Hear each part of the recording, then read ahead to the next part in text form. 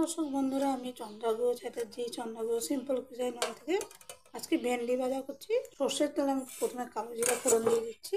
কালো জিরাটা ফোড়ন দিয়ে এই যে ভেন্ডিগুলো কেটে রেখেছি, ধুয়ে তারপর কেটে রেখেছি, একটু নুন আর হলুদ দিয়ে দিয়েছি। এবার নুন হলুদটা আমি ভালো করে মিশিয়ে নিয়েছি, আর আমি একটু হলুদ দিয়েছি, আপনারা একটু চাইলে হলুদ নাও দিতে পারেন। এটা আমি ভেন্ডি ভাজা ঠিক না, ভেন্ডি ছেঁচকি করছি, একটুখানি হিং দিয়ে দেবো আমি। এবার এই নুনটা আমি ভালো করে নাড়াচাড়া করে নিচ্ছি, ঢাকা দিয়ে কম আছে নাড়াচাড়া করে এটা ভেজে নেব। 2-3 বার ঢাকা উঠিয়ে উঠিয়ে নাড়াচাড়া করে দিয়েছি, আর প্রায় ভাজা হয়ে গেছে। আর আমার একটু আমাদের ঘরেও একটু এই বাদামি বাদামি হলে ওই রকমইভাবে ভালোবাসেন খেতে ভেন্ডি ভাজা, আমি ওইভাবেই ভাজছি।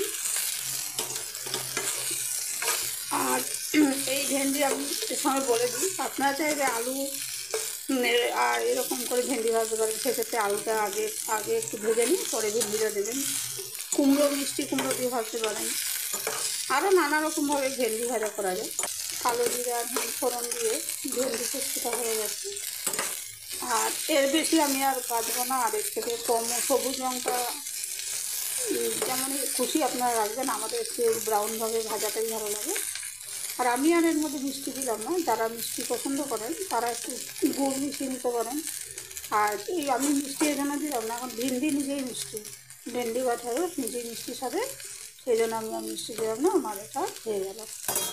এই খুব সাধারণ ভেন্ডি ভাজা বা ভেন্ডি ছেচকি রেসিপিটি বাড়িতে ট্রাই করে দেখবেন, খুব ভালো লাগবে।